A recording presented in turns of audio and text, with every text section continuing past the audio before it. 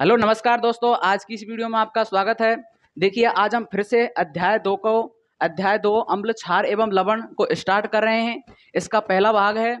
इस पाठ में हम अम्ल क्षार एवं लवण को विस्तृत तरीके से समझेंगे और उदासीनीकरण अभिक्रिया एवं बैंकिंग सोडे आदि अभिक्रियाओं को पढ़ेंगे। ठीक है, तो हम टॉपिक को स्टार्ट करते हैं। पहला है अम्लो। पहला टॉपिक का नाम क्या है? अम्लो। ठीक है, पहले टॉपिक का नाम है अम्लो, जिसको इंग्लिश में बोलते हैं एसिड। क्या बोलते हैं? एसिड। तो देखिए, अम्ल क्या होता है। तो अम्ल आप पहले से ही जानते होंगे। अम्ल स्वाद में कैसे होते हैं? खट्टे होते हैं। अम्ल स्वाद में कैसे होते हैं? खट्टे होते हैं।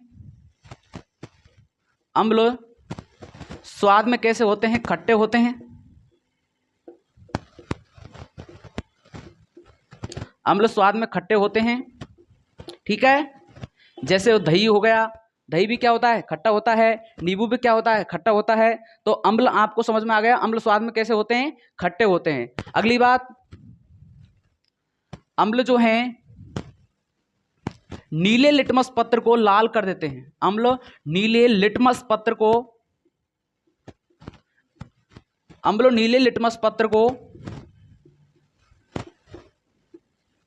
लाल कर देते हैं। अम्ल नीले लिटमस पत्र को क्या कर देते हैं? लाल कर देते हैं। अब हम आपको क्या बताएंगे? अम्ल की जो नीले लिटमस पत्र को लाल कर रहा है, इसकी क्या बताएंगे? एक ट्रिक। इसकी एक ट्रिक है जिसका नाम है क्या है? अनिल। इसकी ट्रिक क्या है? अनिल। अनिल ऐते क्या हो गया? अम्लो। ऐते क्या हो गया? अम्लो। नीते क्या हो गया? नीला। नीते क्या हो गया? नीला। और लाते क्या हो गया? लाल। तो देखिए, अम्ल जो होते हैं वो नीले लिटमस पत्र को क्या कर देते हैं? लाल कर देते हैं। तो आपकी समझ में आ गया होगा इसकी ट्रिक क्या है? अनिल। आपको ट्रिक ये वहां पर एग्जाम में नहीं लिखनी है, ये तो खाली वैसे मैं बता रहा हूं याद करने के लिए। तो अम्ल जो होते हैं वो नीले लिटमस पत्र को क्या कर देते हैं? लाल कर देते हैं। ठीक है,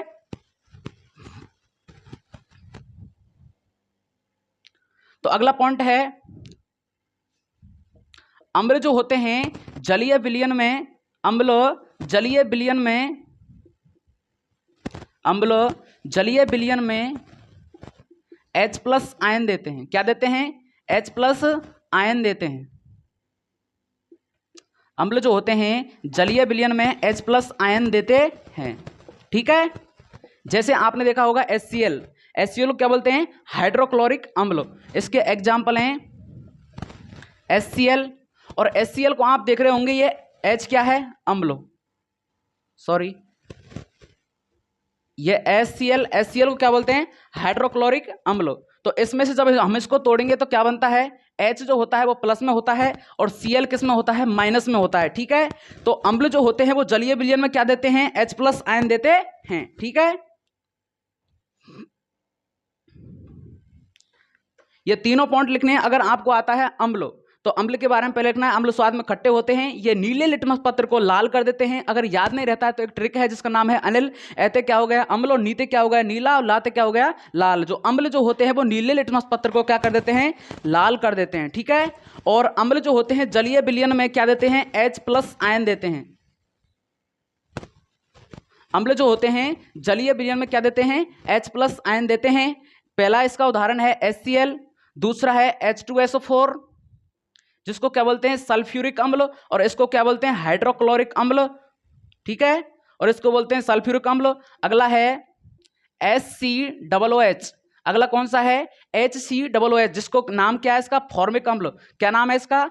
फॉर्मिक अम्ल। ठीक है, अगला है CH3COOH। CH3COOH। CH3COOH को बोलते हैं एसिटिक अम्ल। क्या बोलते हैं? एसिटिक अम्ल। ठीक है, तो ये अम्ल के बारे में पूरी डिटेल है। इसको एग्जाम में आता है क्वेश्चन के अम्ल क्या होता है, तो अम्ल को ये लिखना है। ठीक है, तो आप इसको जल्दी से लिखिए।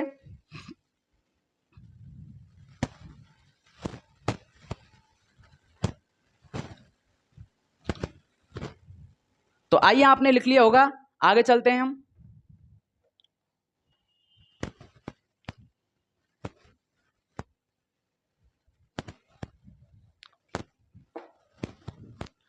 अगला है क्षार। अगला टॉपिक कौन सा है? क्षार। और क्षार को इंग्लिश में बोलते हैं बेस। क्या बोलते हैं? बेस। क्षार को इंग्लिश में क्या बोलते हैं? बेस। तो क्षार तो आप जानते होंगे, क्षार स्वाद में कैसे होते हैं, कड़वे होते हैं। जैसे आपने देखा होगा कड़वी पदार्थ होते हैं, नहीं होते हैं? हाँ, तो क्षार स्वाद में कैसे होते हैं, कड़वे होते हैं। पहली बात, क्षार स्वाद में कैसे होते हैं, क्षार स्वाद में कड़वे होते हैं, क्षार स्वाद में कड़वे होते हैं, एवं साबुन जैसे क्या होते हैं, अपमार्जक होते हैं। एवं साबुन जैसे क्या होते हैं, अपमार्जक होते हैं। साबुन जैसे अपमार्जक होते हैं।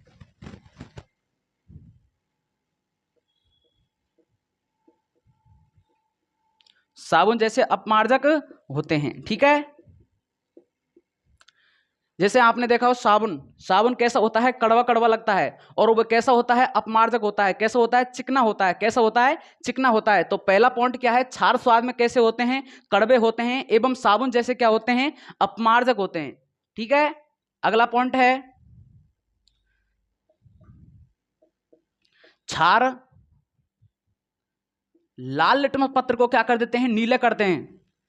क्षार लाल लिटमस पत्र को नीला कर देते हैं। क्या कर देते हैं, नीला कर देते हैं। इसकी भी एक ट्रिक है, देखिए इसकी ट्रिक का नाम क्या है, छालानी। इसकी ट्रिक का नाम क्या है, छालानी। इसकी ट्रिक का नाम क्या है, छालानी।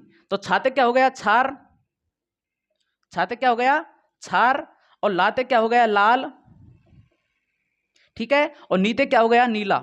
नीते क्या हो गया, नीला। तो क्षार जो होते हैं वो लाल लिटमस पत्र को क्या कर देते हैं, नीला।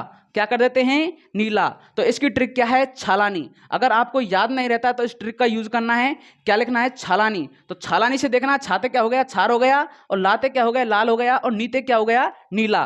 तो देखिए क्षार जो होते हैं वो लाल लिटमस पत्र को क्या कर देते हैं, नीला कर देते हैं। आगे समझ में।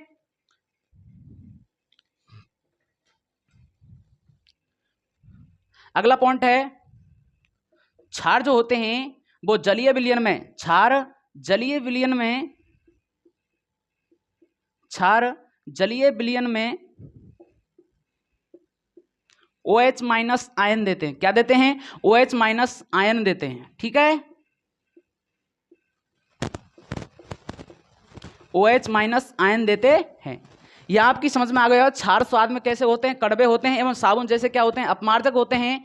दूसरा पॉइंट, यानी क्षार लाल लिटमस पत्र को क्या कर देते हैं, नीला कर देते हैं। अगर तीसरा पॉइंट, यानी जलीय विलयन में क्या देते हैं, OH माइनस आयन देते हैं, ठीक है। एग्जाम्पल इसके क्या है, एग्जाम्पल है जैसे कि NaOH। क्या है, NaOH। अब NaOH को देखिए आप, इसको हिंदी मतलब रासायनिक नाम है इसका, क्या नाम है, सोडियम हाइड्रोक्साइड। क्या नाम है इसका रासायनिक नाम, सोडियम हाइड्रोक्साइड। अब आप इसको अलग करोगे तो क्या बनेगा, देखिए Na प्लस और OH माइनस। क्या बनेगा, Na प्लस OH माइनस। तो देखिए ये विशेषता कहां पर किस में आ रही है, क्षार में आ रही है। तो क्षार में क्या होता है, ये जलीय विलयन में क्या देते हैं, OH माइनस आयन देते हैं। और इसमें हमने पहचाना ये भी क्या है, OH माइनस आयन, ठीक है। क्या है, OH माइनस आयन, ठीक है। तो ये भी एक उदाहरण इस समझाया है, और भी उदाहरण इसी तरीका से होंगे। ये क्या है, सोडियम हाइड्रोक्साइड यानी कि NaOH। अगला है KOH, ठीक है। अगला है MgOH, MgOH का होल ट्वाइस, MgOH का होल ट्वाइस। अगला है CaOH का होल ट्वाइस। अगला क्या है, CaOH का होल ट्वाइस, ठीक है। तो मैं इसके रासायनिक नामों को बताता हूं। इसको क्या बोलते हैं, सोडियम हाइड्रोक्साइड। इसको क्या बोलते हैं, पोटेशियम हाइड्रोक्साइड। इसको क्या बोलते हैं, मिल्क ऑफ मैग्नीशियम या फिर मैग्नीशियम हाइड्रोक्साइड। इसको क्या बोलते हैं, कैल्शियम हाइड्रोक्साइड, या फिर क्या बोल सकते हैं इसको, बुझा हुआ चूना। क्या बोलते हैं इसको, बुझा हुआ चूना, ठीक है। अगर आपको क्षार आए तो ये सभी विशेषताएं लिखनी है, ठीक है। लिखिए इसको जल्दी।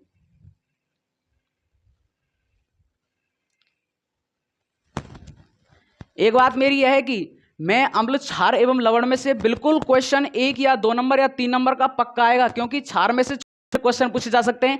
जैसे स्वाद में कैसे होते हैं, कड़वे होते हैं। इसमें से एबे से तो पूछा जा सकता है कि जो क्षार होते हैं, एक लाइन का क्वेश्चन भी आ सकता है इसमें से, जो यूं पूछा जाएगा क्षार कैसे लिटमस पत्र को कैसा कर देता है, इसका रिक्त स्थान भी आ सकता है। ठीक है, तो ये जल्दी मतलब ये सभी जो पॉइंट हैं ये सभी को याद रखना है। ठीक है, तो आप सभी ने लिख लिया होगा। आगे हम चलते हैं, और वीडियो को ज्यादा से ज्यादा लाइक करना और सब्सक्राइब करना नहीं भूलना है। ठीक है, सभी भाई बहनों से रिक्वेस्ट है। ठीक है, अगला है लवण। अगला क्या है, लवण, जिसको इंग्लिश में बोलते हैं साल्ट।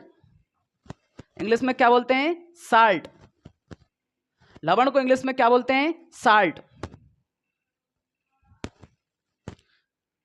लवण को इंग्लिश में क्या बोलते हैं, साल्ट। तो देखिए लवण क्या चीज है, लवण दोनों से परस्पर क्रिया, यानी कि अम्ल एवं क्षार में जब परस्पर अभिक्रिया होती है तो लवण और जल का निर्माण होता है। इसे ही हम क्या बोलते हैं, लवण बोलते हैं। क्या बोलते हैं, लवण बोलते हैं। ठीक है, लवण जैसे आपने देखा होगा NaCl, नमक। ठीक है, इसका पीएच मान कितना होता है, 7 होता है। ठीक है, तो लवण को हम समझेंगे, लवण क्या है, यानी कि अम्ल एवं क्षार, अम्ल एवं क्षार परस्पर, अम्ल एवं क्षार परस्पर क्रिया करके, परस्पर क्रिया करके,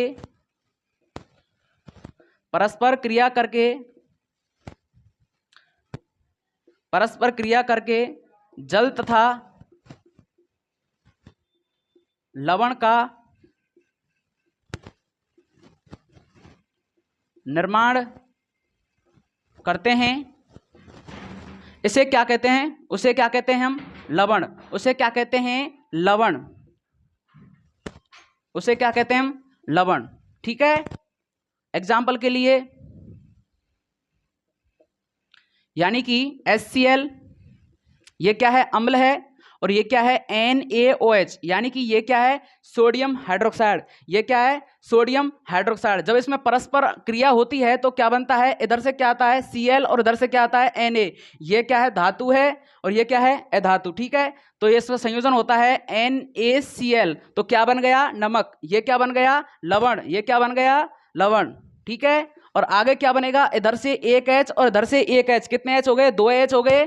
कितने H हो गए, 2 H हो गए, और एक क्या बची यहाँ पर, ऑक्सीजन। तो ऑक्सीजन को इसके बाद में लिख दिया है, तो ये क्या हो गया, ये तो क्या हो गया तारे को लवण, और ये क्या हो गया, जल। ठीक है, तो ये लवण के बारे में लिखना है। अगर लवण की जो डेफिनेशन लिखनी है आपको, क्या लिखनी है, अम्ल एवं क्षार परस्पर क्रिया करके जल तथा लवण का निर्माण करते हैं, इसे हम क्या कहते हैं, लवण कहते हैं। इसे क्या कहते हैं, लवण कहते हैं। इसके कुछ एग्जाम्पल हैं, मतलब एग्जाम्पल है, पहला लिखना है कि HCl प्लस NaOH, तीर का निशान क्या बनेगा, NaCl प्लस H2O। ठीक है, ये बनेगा। इसका एक और एग्जाम्पल है, उस एग्जाम्पल को भी समझाते हैं। ठीक है, ये पहला एग्जाम्पल। दूसरा example, H2SO4, H2SO4 plus KOH। क्या है, KOH। ठीक है, इसमें परस्पर क्रिया होती है, तो इधर से क्या आता है, ये धातु आती है K, ये क्या बनी, K, और इधर से क्या लिया, एक हाइड्रोजन लिया, क्या ले लिया, हाइड्रोजन लिया, और इधर से क्या लिया, SO4 सल्फरेट, SO4, और ये क्या बन गया तारे को, लवण। ये क्या बन गया, लवण, और इधर से क्या बचा, एक H इधर से बचा और एक H इधर से बचा, तो क्या हो गया, 2 H हो गए। कितने H हो गए, 2 H हो गए, और एक क्या है, ऑक्सीजन, और एक क्या है, ऑक्सीजन। ठीक है, तो ये क्या बन गया, जल। क्या बन गया, जल। ठीक है, ये दोनों इसके क्या हैं, एग्जाम्पल। ठीक है, आप सभी को लिखना है, जल्दी से लिखिए।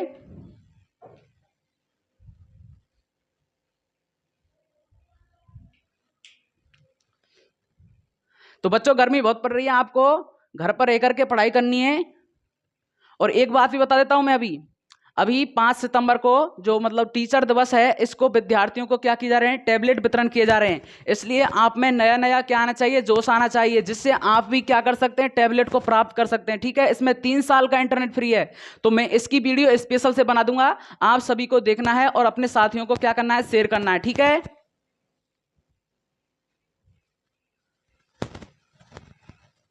तो मैं इसको मिटा रहा हूं, आप वीडियो को बैक ले लेना है अगर आप लेट हो गए हैं लिखने में तो, ठीक है।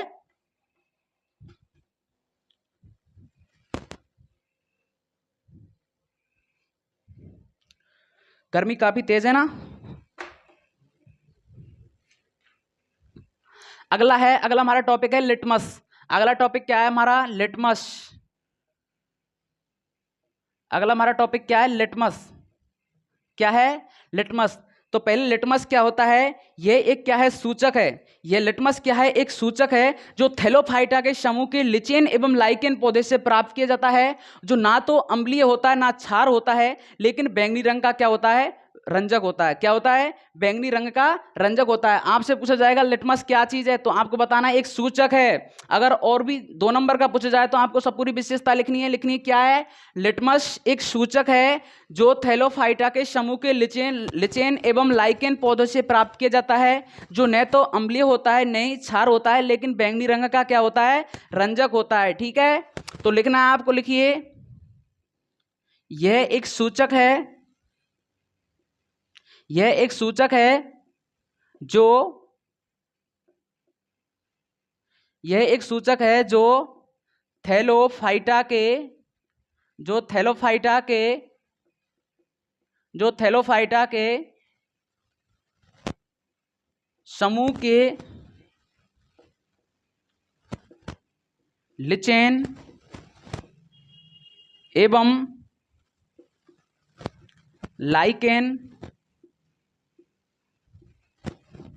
लाइकेन पौधे से प्राप्त किया जाता है। लाइकेन पौधे से प्राप्त किया जाता है। लाइकेन पौधे से प्राप्त किया जाता है, जो न तो क्या होता है? अम्लीय होता है, जो न तो अम्लीय होता है और न ही क्या होता है? क्षार होता है, और न ही क्षार होता है, और नहीं क्या होता है? क्षार होता है, लेकिन क्या होता है? बैंगनी रंग का रंजक होता है। लेकिन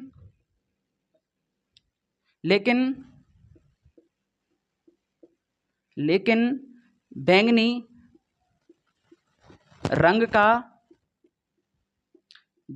का क्या होता है?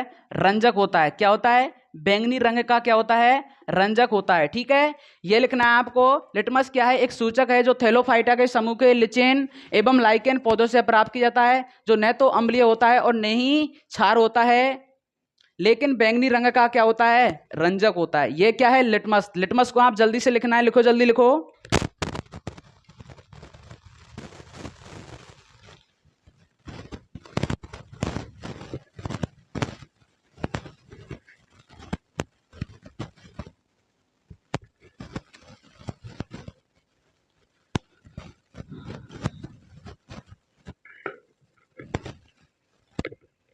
तो लिख लिया होगा आपने, हम आगे चलते हैं।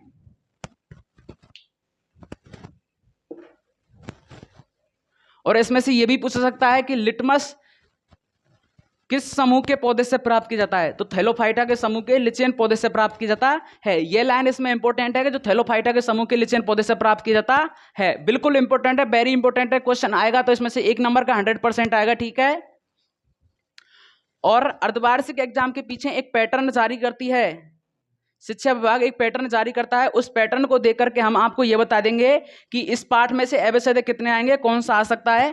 ठीक है, हम आगे चलते हैं। आगे हमारा एक क्वेश्चन सा है जो मतलब हमने संजीव में से छांटा है, जिसका नाम है श्वेत कपड़े पर लगे हल्दी के दाग की क्या है? विशेषता बताइए। तो क्वेश्चन का नाम क्या है?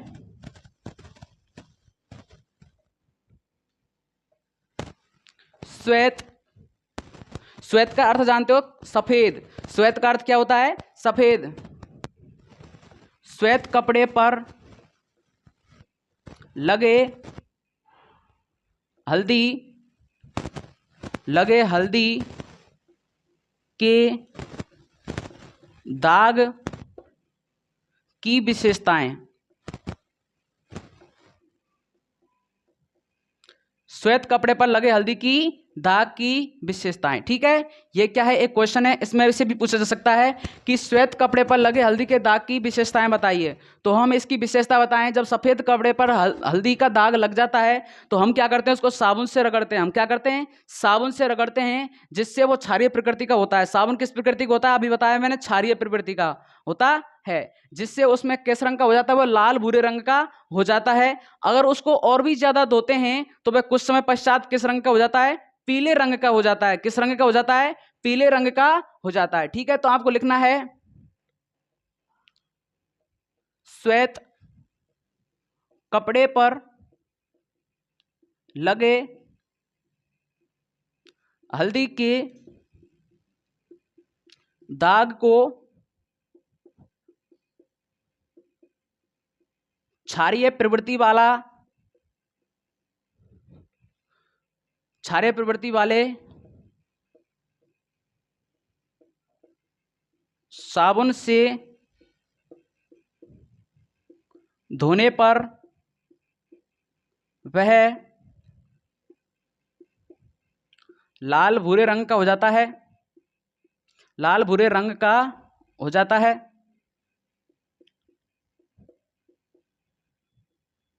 लाल भूरे रंग का हो जाता है। और अधिक धोने पर, और अधिक धोने पर कुछ समय पश्चात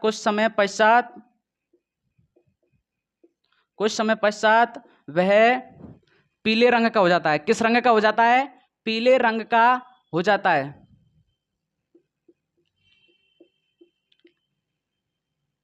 पीले रंग का हो जाता है। ठीक है, ये इसकी विशेषताएं। अगर आपको 2 नंबर का क्वेश्चन आए तो आप क्या लिखना होगा कि यानी श्वेत कपड़े पर लगे हल्दी के दाग को क्षारीय प्रवृत्ति वाला साबुन से धोने पर लाल भूरे रंग का हो जाता है, और अधिक धोने पर वह कुछ समय पश्चात पीले रंग का हो जाता है। ठीक है, तो लिखिए, जल्दी लिखिए।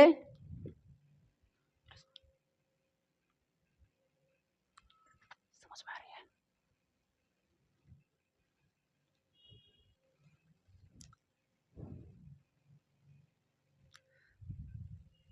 आप मेरी एक बात को याद रखना, आप धीरे धीरे जो लिख रहे हैं ना, ये धीरे धीरे लिखना आपकी पढ़ाई को कोई डिफेंड नहीं करता है। आप देखिए, आप काफी बच्चे क्या होते हैं, काफी होशियार होते हैं, लेकिन वो धीरे में मतलब लिखने में क्या होते हैं, धीरे धीरे लिखते हैं। तो इस बात को याद रखना, उनकी परसेंट भी कैसी बनती है, धीरे धीरे ही बनती है, ज्यादा नहीं बनती है। क्योंकि आपको भले कम याद हो, लेकिन स्पीड कितनी होनी चाहिए, तेज होनी चाहिए, जिससे एग्जाम में ज्यादा लिख सकें। आपको जब एग्जाम में आप जाओगे तो आपको याद तो होता ही जो होता है, लेकिन जब आप एक्स्ट्रा भी याद आ जाता है उस समय, जो आप लिखने में क्या होते हैं, असमर्थ होते हैं, धीरे धीरे लिखते हैं। तो इसलिए आप अपनी क्या बढ़ाएं, स्पीड बढ़ाएं। ठीक है, अगर कोई परेशानी है तो हमारा नंबर हमने दे दिया है, उस नंबर पर क्या करनी है, कॉल करनी है। कोई प्रॉब्लम आ रही है तो हमें बताना है। ठीक है, हमारे 3 पॉइंट हैं, 3 अलग से पॉइंट हैं, इन तीनों पॉइंटों को याद रखना है। ठीक है, हमारे 3 पॉइंट क्या हैं, 3 पॉइंट हैं कि धातु ऑक्साइड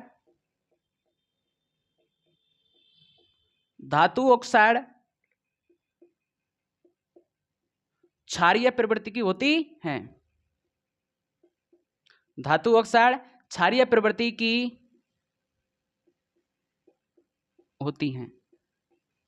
कैसी प्रवृत्ति की होती हैं, क्षारीय प्रवृत्ति की होती हैं। धातु ऑक्साइड किस प्रवृत्ति की होती हैं, क्षारीय प्रवृत्ति की होती हैं। एक बात बताता हूं, जैसे ये क्या है, NaOH, ये क्या है, NaOH, ये इसमें क्या है, ये धातु, ये क्या है, धातु, और ये क्या है, हाइड्रोजन, और ये क्या है, ऑक्सीजन। तो आप देखिए किस प्रवृत्ति का हो सकता है, क्षारीय प्रवृत्ति को, क्योंकि धातु ऑक्साइडित है, ऑक्सीजन ऑक्साइड लग रहा है, नहीं लग रहा। तो आप देखिए किस प्रवृत्ति का होगा, यह क्षारीय प्रवृत्ति का। किस प्रवृत्ति का होगा, क्षारीय प्रवृत्ति का। आप कभी से आता है कि धातु के साथ क्या लगी होती है, ऑक्सीजन, तो उसको क्या बोलते हैं, ऑक्साइड। तो धातु ऑक्साइड हमेशा किस प्रवृत्ति की होती हैं, क्षारीय प्रवृत्ति की। ठीक है, तो ये एग्जाम में आ सकता है कि धातु ऑक्साइड किस प्रवृत्ति की होती है, तो आपको क्या लिखना पड़ेगा, क्षारीय लिखना होगा। ठीक है,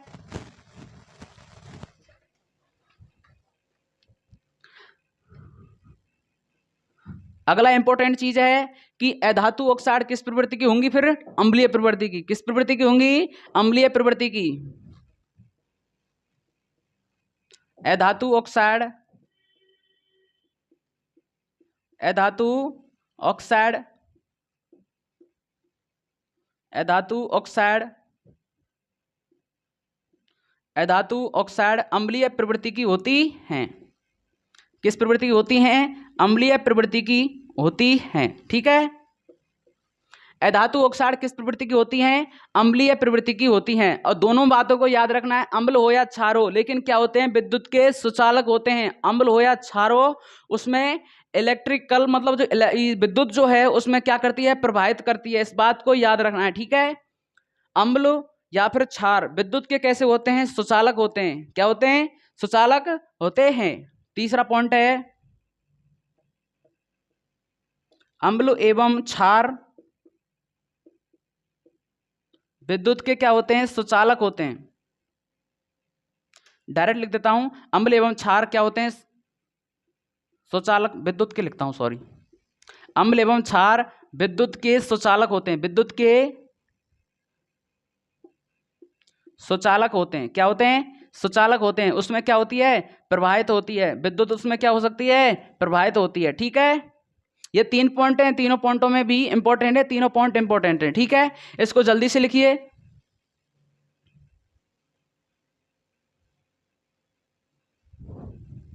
जल्दी लिखिए, जल्दी।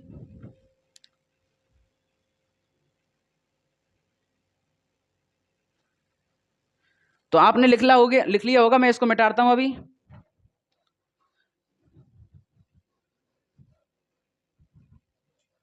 राइटिंग तो आपको समझ में आ रही होगी बोर्ड पर। तो अगला हमारा टॉपिक है सूचक। अगला हमारा टॉपिक क्या है? सूचक। अगला टॉपिक क्या है? सूचक।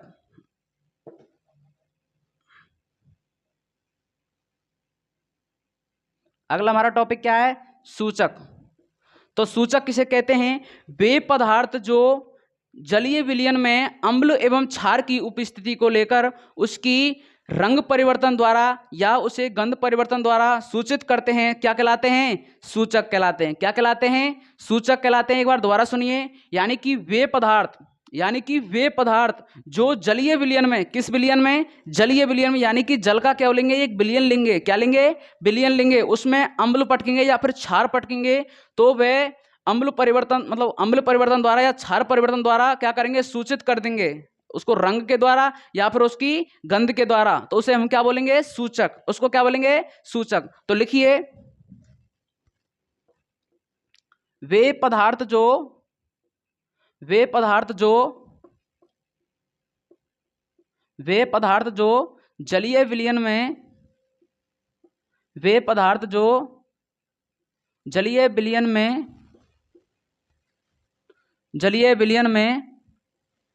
अम्ल एवं क्षार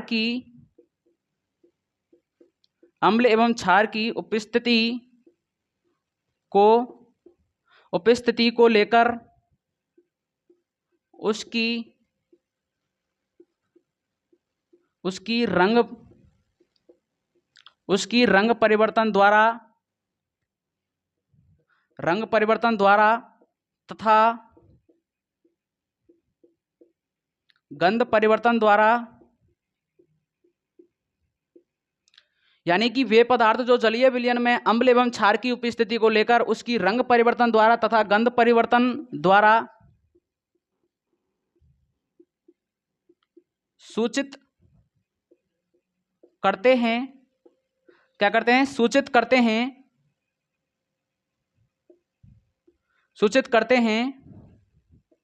उसे क्या कहते हैं? सूचक कहते हैं। उसे क्या कहते हैं? सूचक कहते हैं। ठीक है, ये क्या है? सूचक की डेफिनेशन है। अगर आगे आप देखोगे तो सूचक कितने प्रकार का होता है? 3 प्रकार का। सूचक कितने प्रकार का होता है? 3 प्रकार का। पहले आप इसको लिखिए, फिर मैं इसको डिवाइडेशन के साथ समझाऊंगा। ठीक है, जल्दी लिखिए।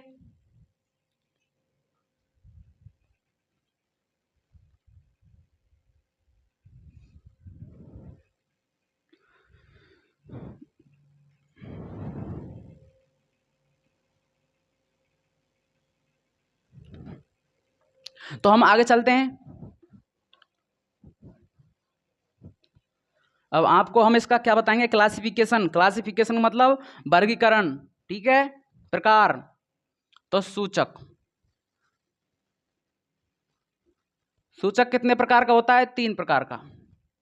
कितने प्रकार का होता है? 3 प्रकार का। सूचक कितने प्रकार का होता है? 3 प्रकार का।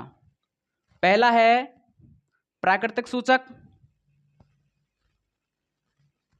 क्या है प्राकृतिक सूचक? क्या है? पहला क्या है? प्राकृतिक सूचक। और दूसरा क्या है? संश्लेषित सूचक। संश्लेषित सूचक, या फिर इसका दूसरा नाम है मानव निर्मित सूचक।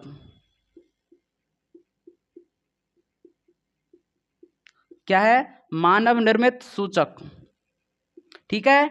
अगला कौन सा है? गंधीय सूचक। अगला कौन सा है? गंधीय सूचक, ठीक है। राइटिंग तो आपको समझ में आ रही होगी। तो देखिए सूचक कितने प्रकार के होते हैं? 3 प्रकार के। पहला क्या है? प्राकृतिक सूचक। दूसरा क्या है? संश्लेषित सूचक या फिर मानव निर्मित सूचक। अगला है गंधीय सूचक, ठीक है। तो आपको समझना क्या है, प्राकृतिक सूचक किसे कहते हैं। पहली बात, प्राकृतिक जब शब्द में देखिए क्या आ रही है? प्रकृति। क्या रही है? प्रकृति। तो प्राकृतिक सूचक किससे प्राप्त होगा? प्रकृति से। किससे प्राप्त होगा? प्रकृति से। देखिए यहां पर क्या बना है? प्रकृति, ठीक है, बननी ही नहीं बन रही।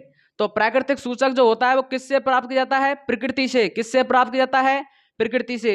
जैसे लिटमस और हल्दी, आपने देखा वो लिटमस भी किस पौधे से प्राप्त किया जाता है? थैलोफाइटा के समूह के लिचेन एवं लाइकेन पौधे से प्राप्त किया जा रहा था। किया जा रहा था, नहीं किया जा रहा था? वो पेड़ पौधे भी किस में होते हैं?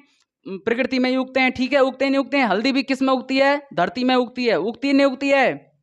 अगला है संश्लेषित सूचक या फिर मानव निर्मित सूचक। तो संश्लेषित का मतलब होता है उसको निर्माण करेंगे। किसमें करेंगे? निर्माण करेंगे प्रयोगशाला में। कौन करेगा? मानव। कौन करेगा? मानव। तो मानव से आप समझिए कौन करेगा? मानव। निर्मित मतलब निर्माण करेगा। किसका? सूचक का, ठीक है। तो इसको क्या बोलते हैं? संश्लेषित सूचक। यानी कि ऐसे सूचक जिन्हें हम प्रयोगशाला में मानव द्वारा बनाते हैं उसे हम क्या बोलते हैं? संश्लेषित सूचक। जिसका नाम है, इसके मतलब कुछ उदाहरण है। इसके उदाहरण है फिनाइलपथेलिन और मेथेन ऑरेंज। फिनाइलपथेलिन और मेथेन ऑरेंज। अगला है गंधीय सूचक। अगला क्या है? गंधीय सूचक, ठीक है। तो इनको हम आगे लिखेंगे, ठीक है।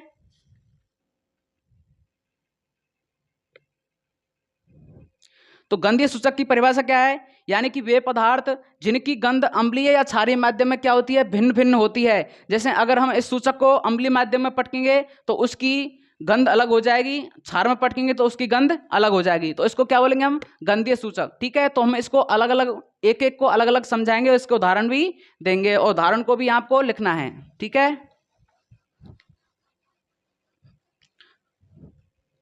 तो पहला है प्राकृतिक सूचक। क्या है? प्राकृतिक सूचक। क्या है? प्राकृतिक सूचक। तो मैंने अभी बताया प्राकृतिक सूचक किससे प्राप्त किया जाता है? प्रकृति से। किससे प्राप्त किया जाता है? प्रकृति से। तो ऐसे सूचक जिन्हें हम प्रकृति से प्राप्त करते हैं उसे क्या बोलते हैं? प्राकृतिक सूचक कहते हैं। ऐसे सूचक, ऐसे सूचक जिन्हें हम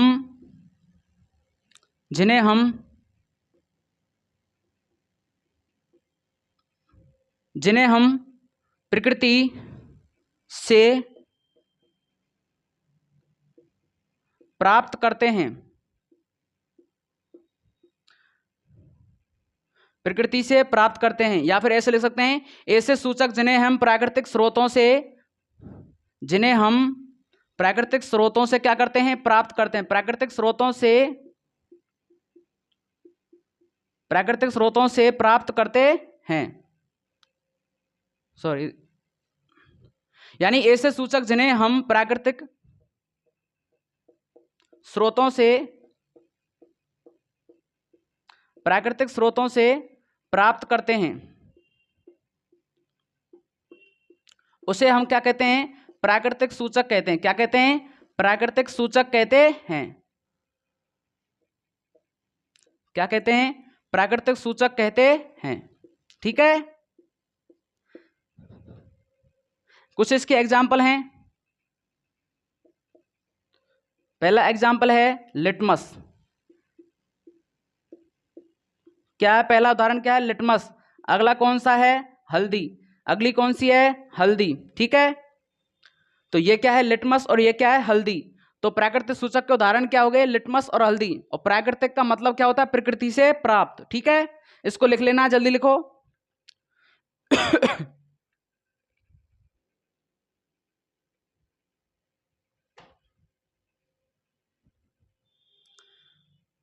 तो राइटिंग तो आपकी समझ में आ रही होगी कि नहीं आ रही? कमेंट में लिखना है सभी को, जाते आगे आने वाली वीडियो में राइटिंग को सुधार करें।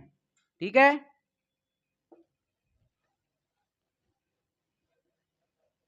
ये मेरा वादा है, आपने जो मैं पढ़ा रहा हूं इसको पूरा याद कर लिया नहीं तो मेरी गारंटी है आपको 95 नंबर से ऊपर लाने से कोई नहीं रोक सकता। ये मेरा वादा है। ठीक है,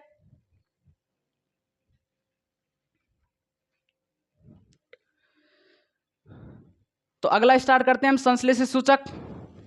दूसरा,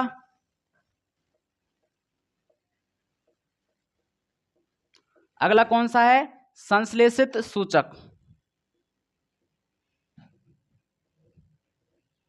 संश्लेषित सूचक यानी कि ऐसे सूचक जिन्हें हम प्रयोगशाला में मानव द्वारा क्या करते हैं? निर्मित करते हैं, उसे क्या बोलते हैं? हम संश्लेषित सूचक कहते हैं। ऐसे सूचक जिन्हें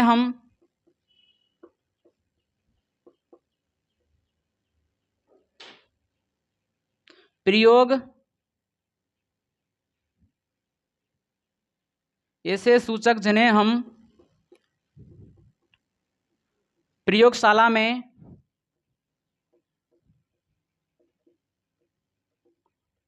ऐसे सूचक जिन्हें हम प्रयोगशाला में मानव द्वारा बनाते हैं, मानव द्वारा बनाते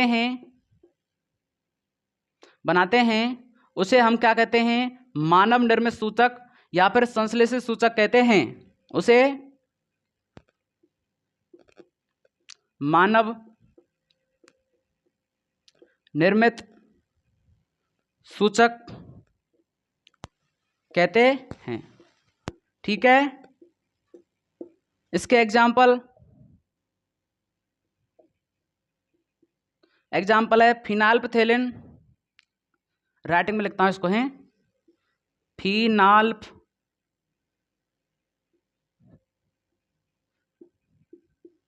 फिनाल्पथेलिन। ठीक है, फिनाल्पथेलिन। दूसरा है मेथेन ऑरेंज।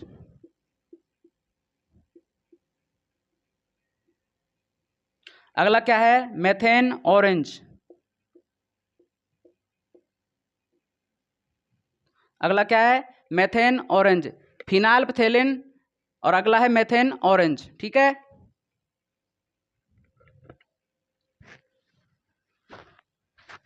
लिखो, जल्दी लिखो।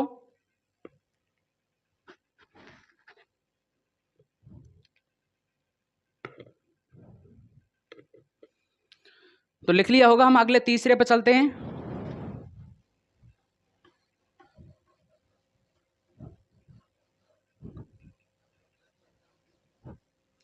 अगला तीसरा है गंधीय सूचक।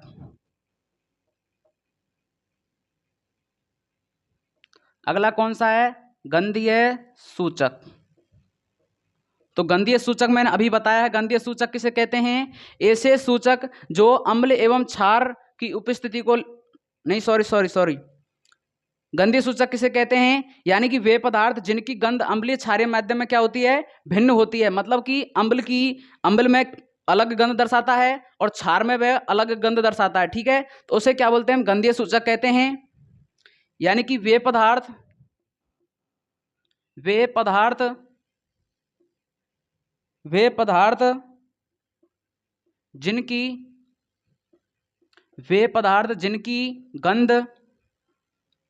जिनकी गंध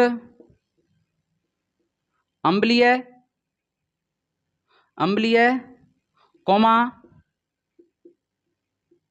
क्षारीय माध्यम में, क्षारीय माध्यम में अम्ल या क्षारीय माध्यम में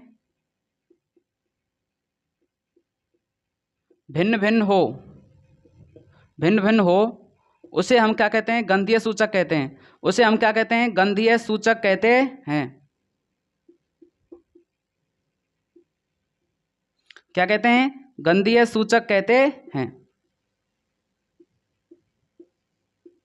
क्या कहते हैं? गंधीय सूचक कहते हैं। यानी कि वे पदार्थ जिनकी गंध अम्लीय क्षारीय माध्यम में विभिन्न हो, उसे हम क्या कहते हैं? गंधीय सूचक कहते हैं। एग्जाम्पल के लिए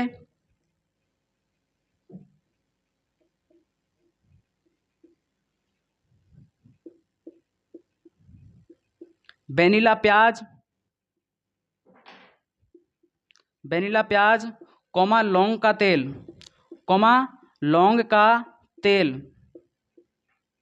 वेनिला प्याज कोमा लौंग का तेल। ठीक है, लिखो, जल्दी लिखो।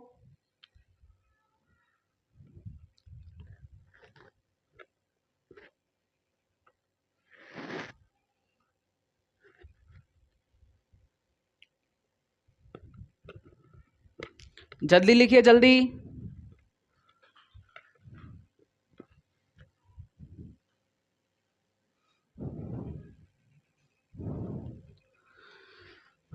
तो आइए, आपने लिख लिया होगा, हम आगे चलते हैं।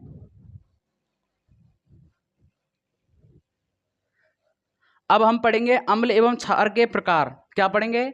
अम्ल एवं क्षार के प्रकार।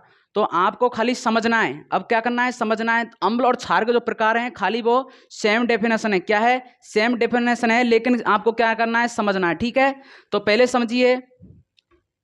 अम्ल कितने प्रकार का होता है? 2 प्रकार का। अम्ल कितने प्रकार का होता है?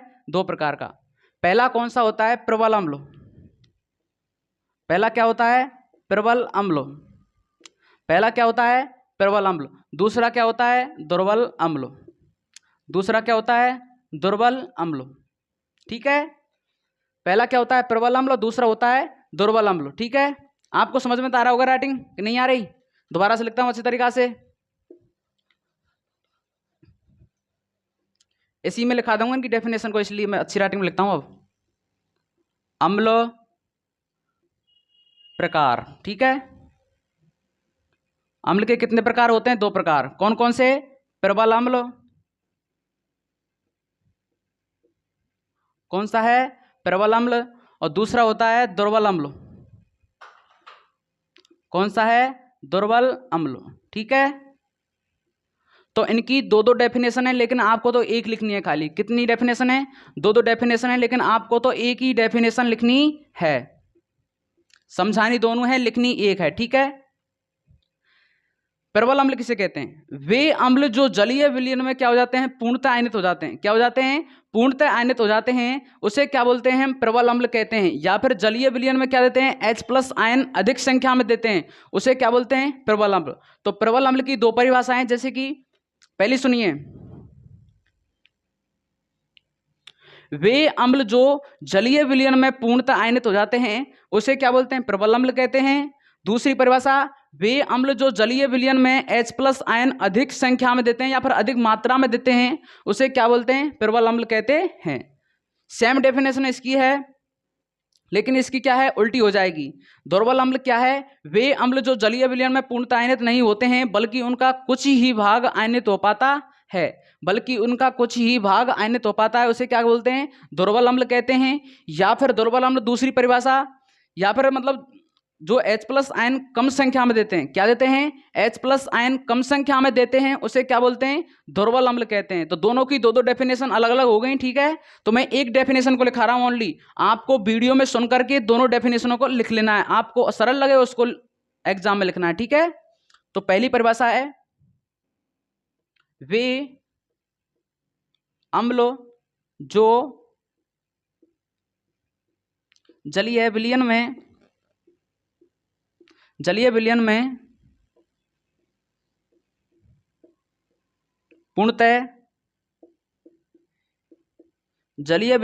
पूर्णतः आयनित हो जाते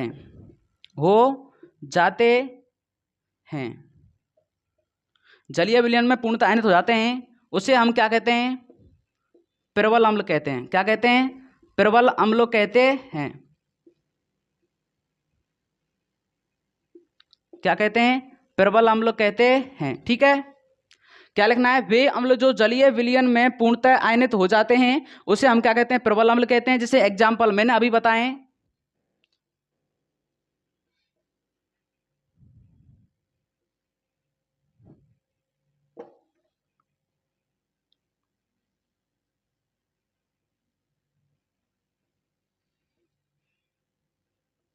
पहला एग्जाम्पल है HCl। क्या है? HCl, यानी कि ये बहुत ज्यादा अम्लीय होता है। ठीक है, HCl जिसको दूसरा नाम है हाइड्रोक्लोरिक अम्ल। अगला है H2SO4।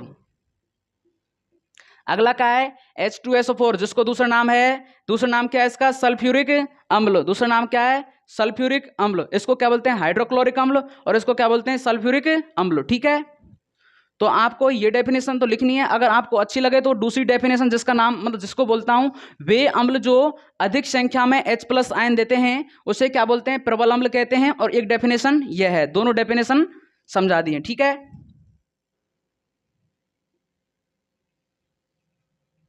अब दुर्बल अम्ल की डेफिनेशन लिखेंगे।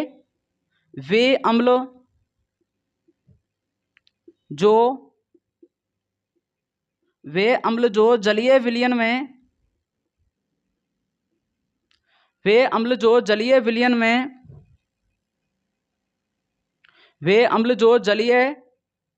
में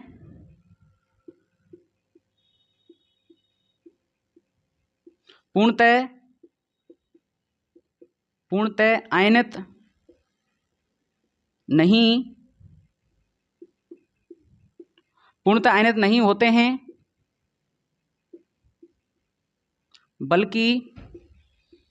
बल्कि उनका कुछ ही भाग आयनित हो पाता है। बल्कि उनका कुछ ही भाग आयनित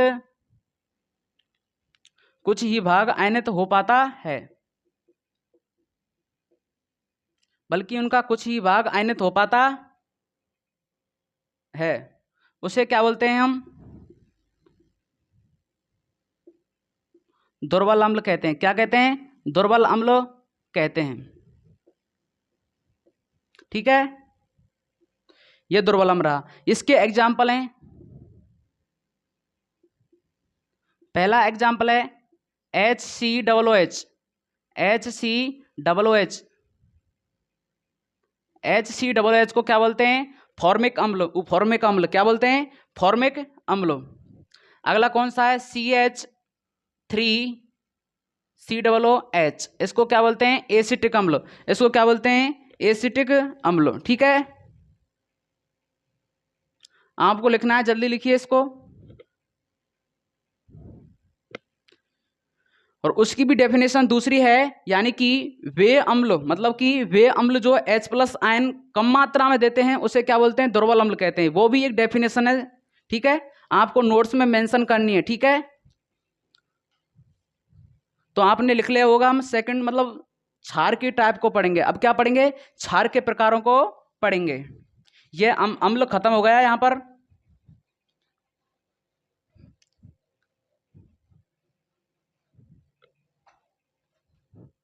अगला है क्षार। अगला क्या है? क्षार। और क्षार भी कितने प्रकार का होता है? 2 प्रकार का। कितने प्रकार का होता है? 2 प्रकार का। पहला है प्रबल क्षार। पहला क्या है? प्रबल क्षार। और दूसरा क्या है? दुर्बल क्षार। पहला क्या है? प्रबल क्षार। और दूसरा क्या है? दुर्बल क्षार। ठीक है,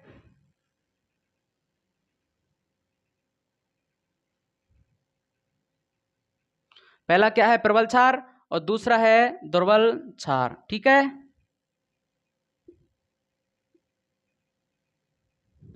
तो इनकी भी डेफिनेशन उसी प्रकार है जैसे हमने अम्ल में पढ़ा था। तो प्रबल क्षार की डेफिनेशन क्या है?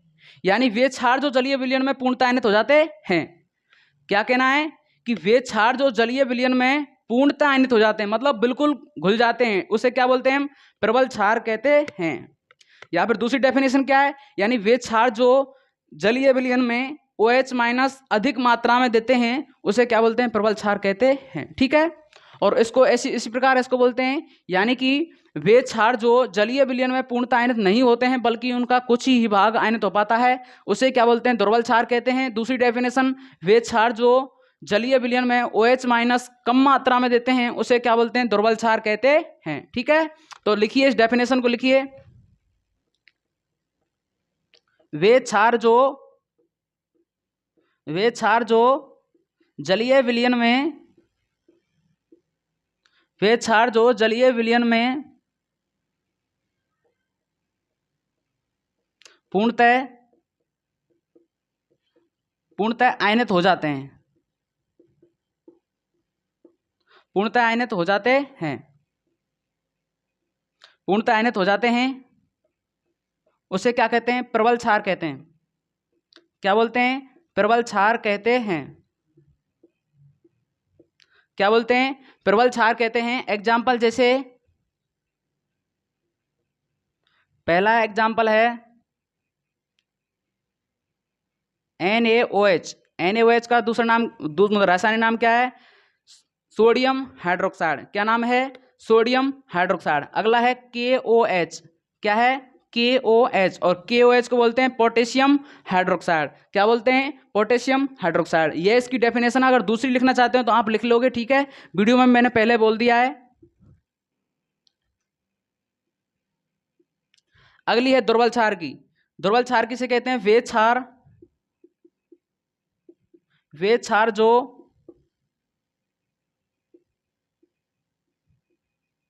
जलीय विलयन में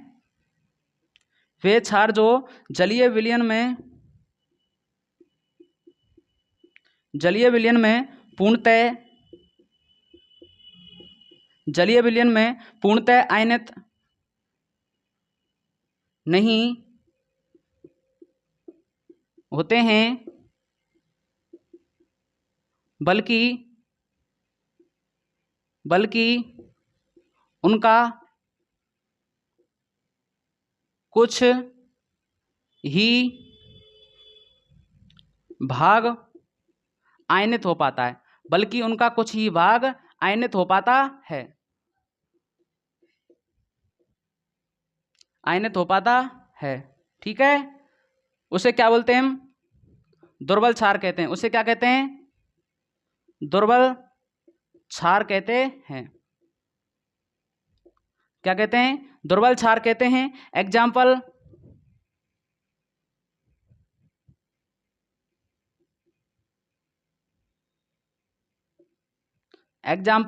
जैसे कि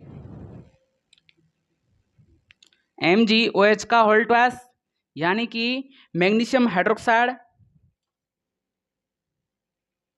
दूसरा है CaOH का होल ट्वाइस।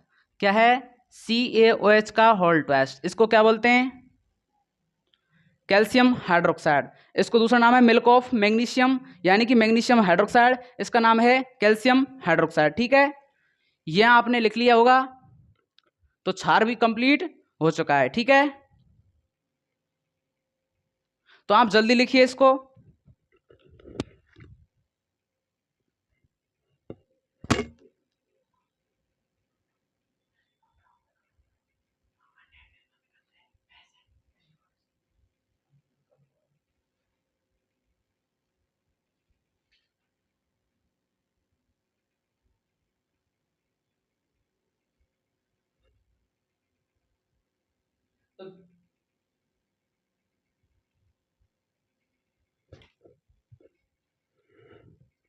तो जल्दी लिखो, जल्दी लिखो।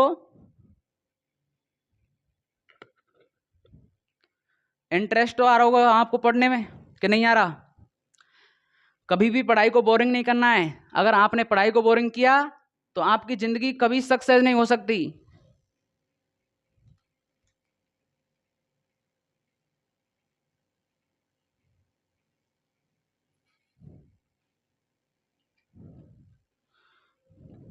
तो मैं इसको मिटाने जा रहा हूं, आपने लिख लिया होगा।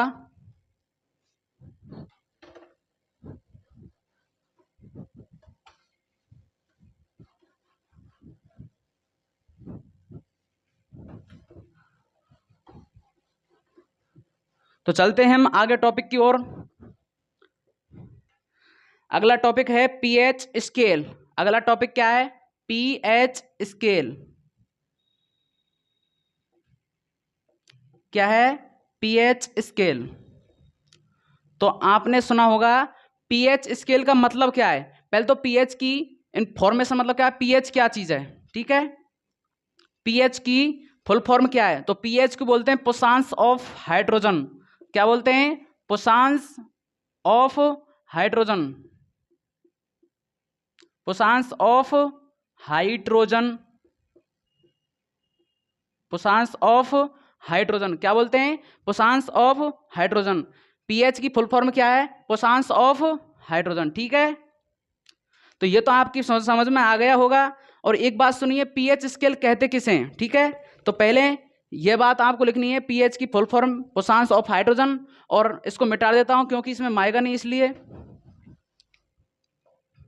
अब लिखना है, क्या करना है? लिखना है। तो लिखिए, हाइड्रोजन आयन की सांद्रता को ज्ञात करने के लिए जिसका हम उपयोग करते हैं उसे हम क्या बोलते हैं? पीएच स्केल कहते हैं। तो लिखिए पीएच, अगर आप मतलब आपको बताता हूं नॉर्मली, जैसे कि क्या होता है कि स्कूल में एक पत्ती सी आती हैं, पत्ती सी आती हैं, उसको क्या करते हैं हम? अम्ल या क्षार में मतलब क्या डुबो कर देखते हैं, ठीक है।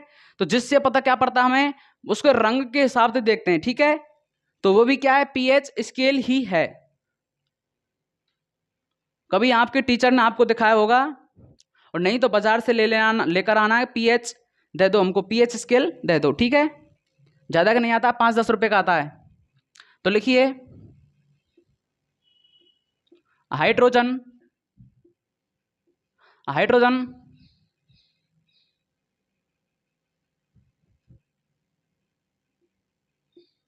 हाइड्रोजन आयन की, हाइड्रोजन आयन की, हाइड्रोजन आयन की, हाइड्रोजन आयन की सांद्रता को, हाइड्रोजन आयन की सांद्रता को, सांद्रता को ज्ञात करने के लिए, ज्ञात करने के लिए जिसका उपयोग किया जाता है, जिसका उपयोग किया जाता है, जिसका उपयोग किया जाता है, उसे हम क्या बोलते हैं? पीएच स्केल कहते हैं। उसे हम क्या बोलते हैं? पीएच स्केल कहते हैं। क्या कहते हैं? पीएच स्केल कहते हैं। एक परिभाषा तो इसकी यही है कि हाइड्रोजन आयन की सांद्रता को ज्ञात करने के लिए जिसका उपयोग किया जाता है उसे हम क्या कहते हैं? पीएच स्केल कहते हैं। या फिर इसकी दूसरी डेफिनेशन, पहले इसको लिखिए आप, दूसरी डेफिनेशन को बताते हैं। तो लिख लिया होगा आपने, ये दूसरी डेफिनेशन को लिखिए, अम्ल एवं क्षार की, अम्ल एवं क्षार की, अम्ल एवं क्षार की सामर्थ्य को मापने के लिए, अम्ल एवं क्षार की सामर्थ्य को मापने के लिए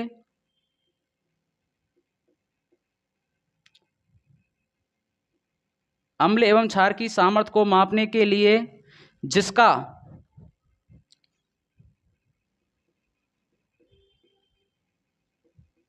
जिसका उपयोग किया जाता है उसे हम क्या कहते हैं? पीएच स्केल कहते हैं। उसे हम क्या कहते हैं? पीएच स्केल कहते हैं, ठीक है। तो लिख लीजिए जल्दी, पीएच स्केल किसे कहते हैं? हाइड्रोजन आयन की सांद्रता को ज्ञात करने के लिए जिसका उपयोग किया जाता है उसे पीएच स्केल कहते हैं। या फिर दूसरी डेफिनेशन, अम्ल एवं क्षार की सामर्थ्य को मापने के लिए जिसका उपयोग किया जाता है उसे भी पीएच स्केल कहते हैं। अगली बात लिखना है कि पीएच स्केल की खोज किसने की थी। तो पहले आप इसको लिख लीजिए, हम आगे बताते हैं फिर।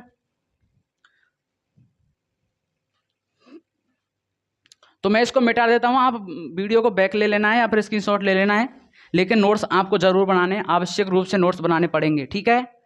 तभी आप अच्छा क्लास में परफॉर्म कर सकते हैं। ठीक है, अगला है पीएच स्केल।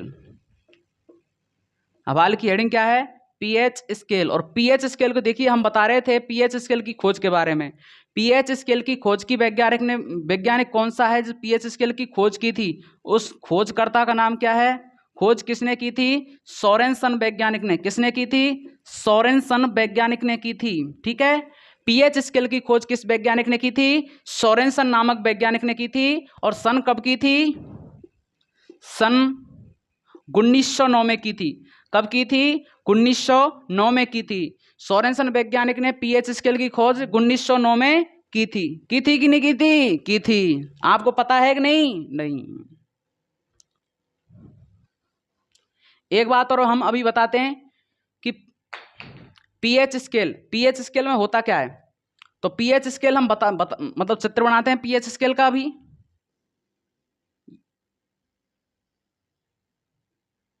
देखो, 1 2 3 4 5 6 7 8 9 10 11 12 13 और 14। ठीक है, ऐसे आपको बनाना है। और ये बीच में क्या है? बीच में बराबर है 7। 7 इधर 7 उधर। ठीक है, तो आप देखिए अम्ल की मात्रा इधर बढ़ेगी नहीं बढ़ेगी? देखिए इधर क्या है? अम्ल ज्यादा है कि नहीं? तो बढ़ता क्रम किधर होगा? इधर की तरफ। किधर की तरफ होगा? इधर की तरफ। ठीक है, बढ़ता हुआ क्रम किसका? अम्ल का। किसका? अम्ल का। तो अम्ल की मात्रा किधर बढ़ेगी? इधर। किधर बढ़ेगी? इधर। जैसे जैसे आप इधर जाओगे तो वो अम्ल की मात्रा घटती जाती है। और यहाँ पर क्या होता है? उदासीन। यहाँ पर क्या हो जाता है? उदासीन। क्या हो जाता है? उदासीन। ठीक है, अगर अब 7 से ऊपर धीरे धीरे आपको इधर जाना है तो इधर क्या? क्षार की मात्रा बढ़ेगी। क्या बढ़ेगी? क्षार की मात्रा इधर बढ़ेगी। ठीक है, तो इधर क्षार का क्या है? बढ़ता क्रम। इधर क्या है? क्षार का बढ़ता हुआ क्रम। ठीक है, तो ये पीएच स्केल का एक चित्र है। तो देखिए 7 से कम अम्लीय और 7 पर उदासीन। ये बात आपको लिखनी है कि 7 से कम क्या होता है? अम्लीय होता है। और 7 पर उदासीन होता है। और 7 से अधिक 14 तक क्या होता है? क्षारीय होता है। और 14 पर क्या हो जाएगा? प्रबल क्षार हो जाएगा। और इधर 1 पर क्या हो जाएगा? प्रबल अम्ल हो जाएगा। और 7 पर उदासीन हो जाएगा। ठीक है, तो मैं कुछ पदार्थों के क्या बताऊंगा? पीएच मान बताऊंगा अब। ठीक है, तो ये बात आपको लिख लेनी है कि 7 से कम क्या होता है? अम्लीय। और 7 से अधिक क्षारीय, 7 पर उदासीन। ठीक है, अब लिखना है कुछ पदार्थों के पीएच मान। कुछ पदार्थों के पीएच मान। ठीक है, तो इसमें से क्वेश्चन जरूर आएगा। ठीक है, इसमें से क्वेश्चन जरूर आएगा कि कुछ पदार्थ आपको दिए जाएंगे, उसमें से आपको क्या बताना है? पीएच मान बताना है। तो आप पीएच मान बताइए। कुछ पदार्थ हैं जैसे कि रक्त का, मैं पहले नाम लिख देता हूं, फिर उसके बाद क्या लिखेंगे? हम उसके पीएच मान लिखेंगे। ठीक है, पहला क्या है? रक्त। ठीक है, फिर क्या है? शरीर। फिर क्या है? नींबू। फिर क्या है? नींबू का रस। क्या है? नींबू का रस। अगला है वर्षा जल। अगला क्या है? वर्षा जल। अगला क्या है? वर्षा जल। तो पहले मैं इन चारों को बताता हूं। रक्त का पीएच मान कितना होता है? 7.4। कितना होता है? 7.4। रक्त का पीएच मान कितना होता है? 7.4। तो 7 पे आपने देखा क्या था? उदासीन। और 7 से 4 पॉइंट ज्यादा है तो कैसा हो गया? ये हल्का क्षारीय। कैसा हो गया? हल्का क्षारीय। क्या हो गया? हल्का क्षारीय। क्या हो गया? हल्का क्षारीय। आप शरीर के पीएच मान को देखिए। शरीर का पीएच मान होता है लगभग एग्जैक्ट, इसका पीएच मान नहीं है, लेकिन ये इसके अकॉर्डिंग मतलब कुछों के बीच में रहता है। जैसे कि 7.0 से 7.8 तक रहता है। कितने तक रहता है? 7.8 तक रहता है। ठीक है, अगला है नींबू के रस का पीएच मान। नींबू के रस का पीएच मान कितना होता है? 2.2। कितना होता है? नींबू के रस का पीएच मान कितना होता है? 2.2। तो नींबू का रस का पीएच मान 2.2 होता है। ये बहुत ज्यादा अम्लीय होता है। देखिए, तो आप देखिए, मैंने एक डायग्राम बताया था, इधर आप जा रहे हैं तो मतलब वो इधर आ रहा है, तो इधर आ रहा है, तो आप देखिए पीएच मान बढ़ रहा है कि नहीं बढ़ रहा है? अम्लीय मात्रा बढ़ती जा रही है। ठीक है, अगला है वर्षा जल का पीएच मान। तो वर्षा जल का पीएच मान कितना होता है? 5.6। कितना होता है? 5.6। यह कैसा होता है? हल्का अम्लीय। कैसा होता है? हल्का अम्लीय। देखिए 7 पर तो क्या हो जाता है? उदासीन। तो 7 से थोड़ा ही तो कम है ये, तो ये कैसा हो जाएगा? हल्का अम्लीय। कैसा हो जाएगा? हल्का अम्लीय। 4 पदार्थ तो ये हैं और बाकी को हम अभी लिखाते हैं। पहले इसको लिख लीजिए जल्दी।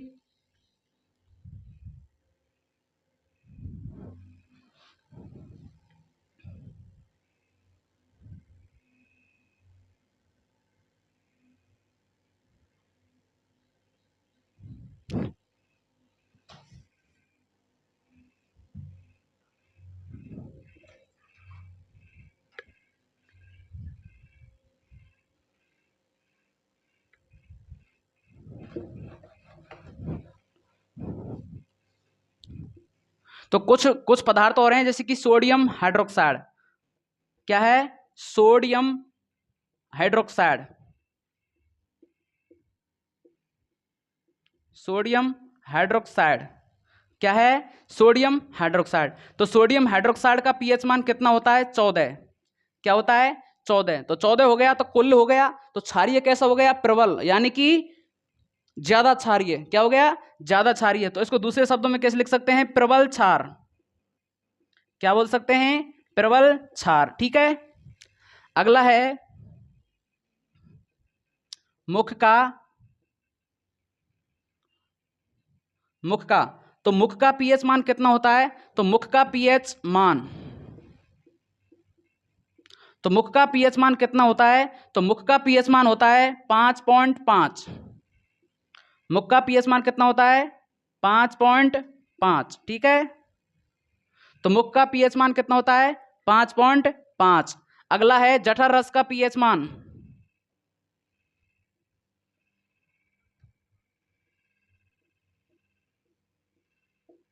जठर रस का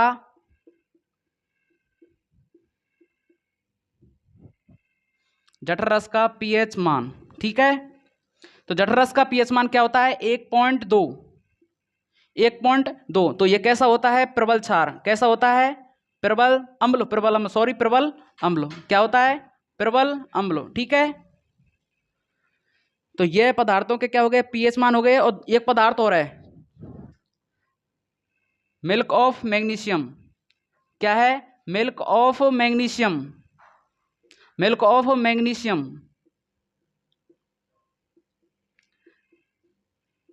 क्या क्या नाम है? Milk of magnesium. Milk of magnesium का फॉर्मूला क्या होता है? MgOH का होल ट्वाइस। क्या होता है? MgOH का होल ट्वाइस। तो इसका पीएच मान कितना होता है? तो मिल्क ऑफ मैग्नीशियम का पीएच मान होता है 10। कितना होता है? 10। तो मिल्क ऑफ मैग्नीशियम का पीएच मान क्या होता है? 10। ठीक है, यह भी कैसा होता है? क्षारीय। तो देखिए आज की वीडियो में इतना ही काफ़ी है। आगे हम अगली पार्ट मतलब सेकंड भाग को पढ़ाएंगे। ठीक है, इसी पार्ट का सेकंड भाग को अगली वीडियो में जल्दी से जल्दी डाल देंगे। ठीक है, तो इस वीडियो को मतलब ज़्यादा से ज़्यादा क्या करना है? लाइक करना है, सब्सक्राइब करना है, कमेंट में ज़रूर बताना है वीडियो अच्छी लगी या गलत लगी। ठीक है।